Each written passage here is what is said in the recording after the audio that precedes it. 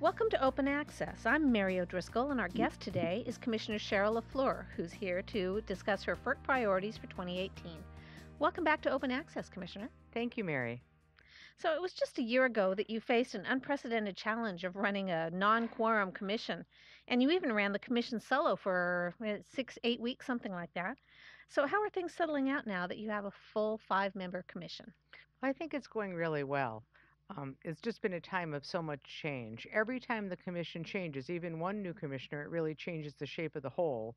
And right now, where we have 4 new commissioners and all their new staff on the floor, it's like a whole new commission. So it's an exciting time. But I think we've already gotten a lot done together, and we have a lot more ahead in 2018.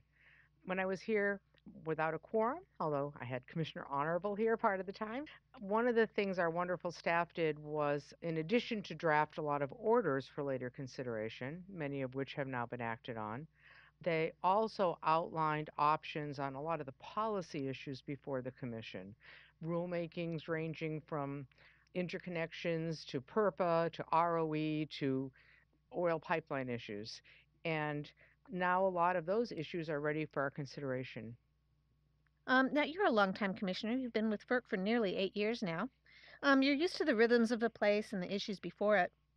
There's a lot going on here these days, but what, in your view, is the most important issue facing the Commission right now? Well, I think a lot of our biggest issues right now are being shaped by the transformation in the nation's resource mix, the growth of domestic natural gas and its use for generation, all the new technologies, renewable storage and demand side, and the increased understanding of the environmental consequences of energy that's driving policy, particularly at the state level. And that transformation is shaping our market work, it's shaping our infrastructure work on pipelines and transmission, and it's shaping our work on reliability standards. I think in 2018, a lot of our focus is going to be on the changes that are happening in the nation's energy markets as a result of changes in the resource mix, and the resource mix we're trending toward cleaner, more dynamic, more distributed. One of the big issues that we've talked about before, I think, in an earlier podcast, is that states in regions that rely on capacity markets for resource adequacy are, in many cases, selecting resources that are not being chosen by the markets. Either states that want to procure new resources for certain policy reasons, or states that want to subsidize resources that are not prevailing in the market, existing resources. We had a technical conference on this last May, and at that time we encouraged the regions and the stakeholders to go out and develop regional solutions and come back and file them at FERC. Well, they did. We are now sitting on a market proposal from ISO New England, Casper, and PJM and its stakeholders have indicated they'll be making a filing shortly, and the New York ISO is working on a carbon pricing proposal. So we really are going to have a lot before us. I think the whole issue of how we can sustain the benefits of markets while allowing states to achieve policies is going to be a big one for markets going forward. And it's just one of the many issues and ways in which market rules and pricing are changing because of the new resources. Okay. Well, I know you have your own priorities for what the Commission should be doing, matters that you'll be focusing on. Can you tell me what some of those are? Absolutely. I always think when I get questions like this, I had a boss who used to say, when you'd say, well, I was talking to an important customer, and he would say, an important customer? All of our customers are important. And I know all of our dockets are important to the people who file them. But a few of the things that I'm really going to be focused on in 2018, besides that I've already mentioned, the first is our continuing work to ensure the security of the bulk power system. We have ongoing work on in response to directives on the geomagnetic disturbance standards, cybersecurity, and so forth. There's also important work, research going on by EPRI right now that might help us determine how best to protect the grid from electromagnetic pulse disturbances, a man-made electromagnetic pulse, and I'm very interested in that. Another big thing that's going to be happening this year is the evolution of the market in the western part of the United States. This is something that's not driven by FERC. It's happening in the West, driven by the West, largely as a result of research changes out there and the desire of people to share resources over bigger geography. The California ISO energy imbalance market has grown by leaps and bounds and will soon encompass more than half of the load in the Western interconnection. The Mountain West Transmission Group is preparing a filing at FERC to join the Southwest Power Pool. I was out and spent some time with them last week. They have very important things and interesting discussions going on. PJM and Peak Reliability are offering market services to entities in the West, and there are big changes in the reliability coordinator function and what's going to happen with that. So I think we'll be spending a lot of time thinking about those things as those things come before us.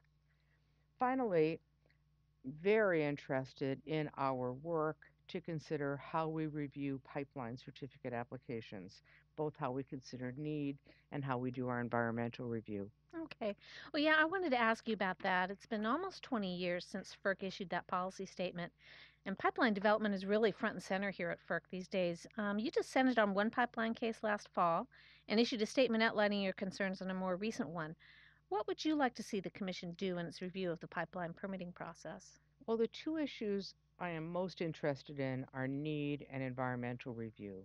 Starting with need, when we determine the need for a proposed pipeline, we are still relying on the 1999 certificate policy statement. Now, the policy statement outlined a number of factors we could look at, but in practice, over many years, in the time I've been here, the Commission has devolved to relying almost exclusively on precedent agreements to demonstrate market need, making sure that the pipeline can be supported by new customers and won't be hurting existing customers of other places in the pipeline system.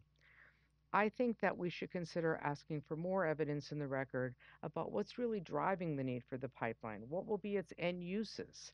If it's an LDC or a power plant, has there been state review that we can rely on in terms of the need for those the utilization of the gas? Are there other competing pipelines in the region that could meet that need that we should consider at the same time? I think there's a lot more we could think about to do a potentially a fuller look at the need for the pipeline.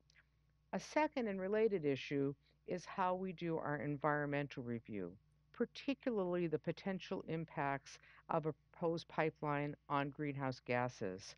If we were to develop a fuller record of need, including understanding the end uses a bit more, that could much better enable us to assess the net downstream climate impacts that we've been trying to do in our orders.